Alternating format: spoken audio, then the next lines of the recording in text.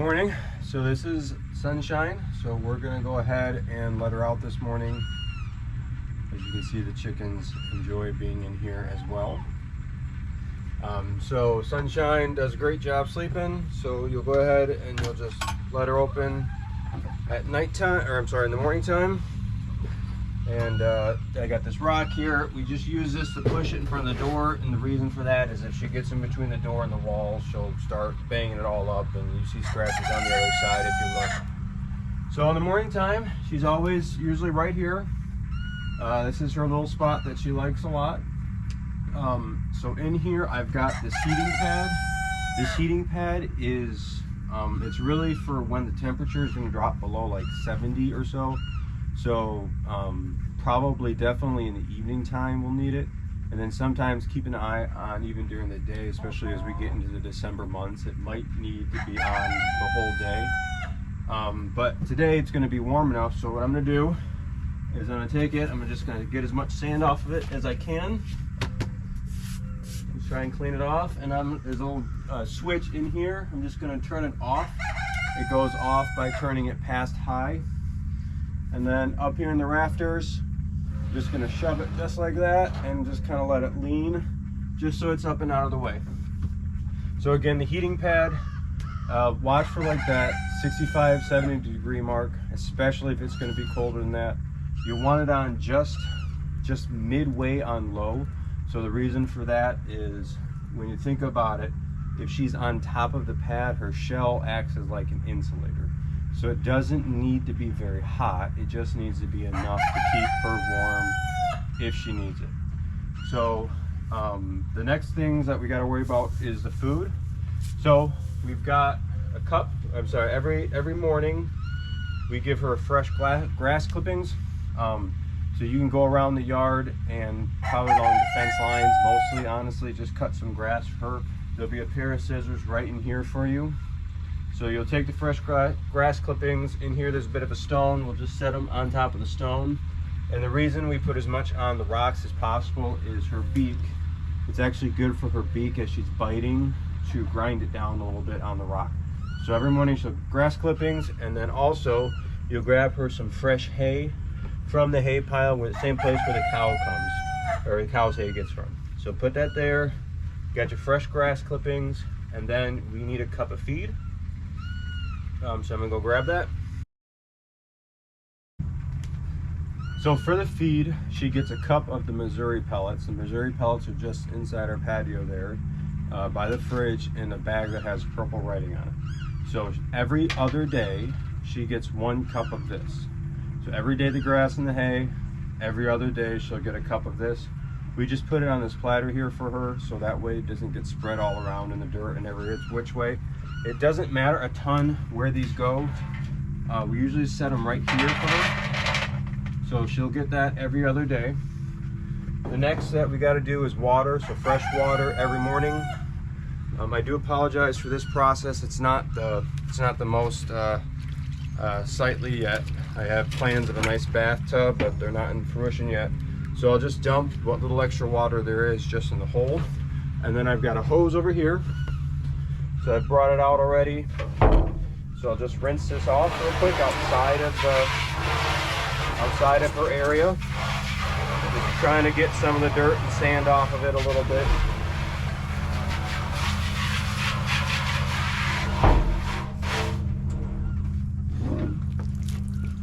So put this down and set this down. Try to make sure it's about as level as you can.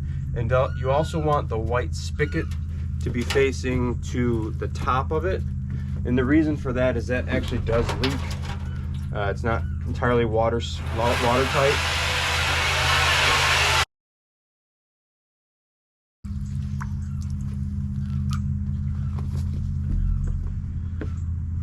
All right, so the water's filled. We've got her food taken care of.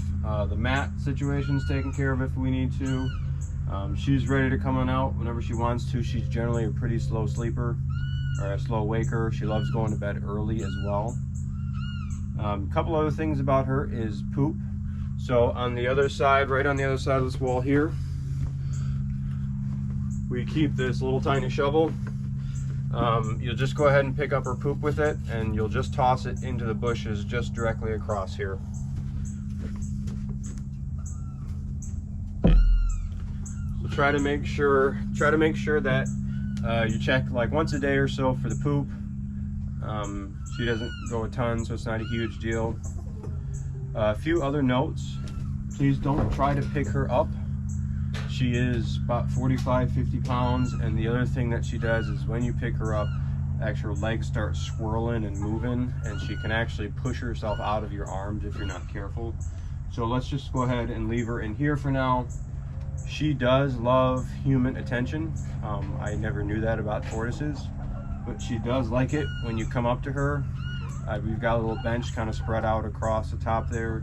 She loves it if you come and just scratch her shell and spend time with her. She's a rather social tortoise, which is pretty cool. As you can see, the chickens like being in here as well. Oftentimes you'll find all of them scattered along the walls here. That's totally fine. They do a good job cleaning up the bugs for her.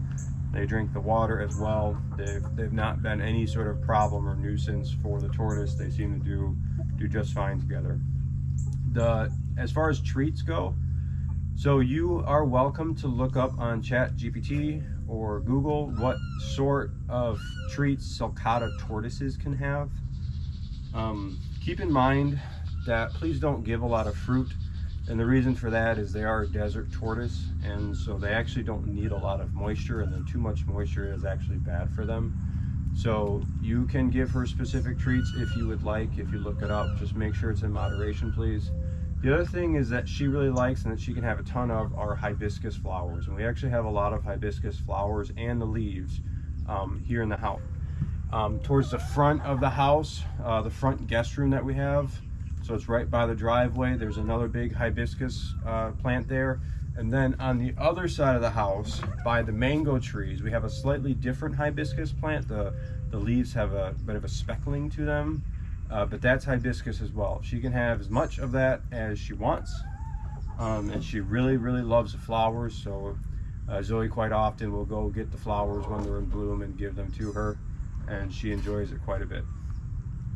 So that's the morning, and outside of just giving her some attention throughout the day, she doesn't need a lot. But at nighttime, what you'll do is you'll come back again. You gotta check the weather, please. If the mat is needed, you're gonna put it down. When I put it down, I I'll bring it down here, and I'll just kind of shuffle it a little bit like that, just to make sure it's nice and flat. That way, if she does get on it, it's not like leaning or tilting. And then again, I turn it on low, so low to medium low. It does not need to be that hot. Okay, if you have concerns that maybe it's not warm enough, just reach out to me. We can absolutely talk about it. This is our first December with her, first winter, so it could be that it might need a little bit more, but just make sure that you talk to me about it, please. And then at nighttime, she always goes in her little spot. She likes that a lot. So she's usually in bed real early. Honestly, it's like 4 or 5 o'clock. Sometimes, so she's in bed real early. But at nighttime, what you'll do is you will make sure, obviously the food won't be here, she will have eaten that, so I'm gonna move it just out of the way. You'll move the rock, and then actually what you want to do is you want to take your boot and you'll just kind of want to put the dirt past the doorway. So what happens is she comes out and then the dirt starts kind of building up here, and I intentionally made the door real close to the ground so that way nothing can reach their, raccoons, etc. can't reach their paws underneath it. But that does create some pressure on the door when you're closing it. So you want to use your boot, push some of the sand and stuff inside a little bit, close the door.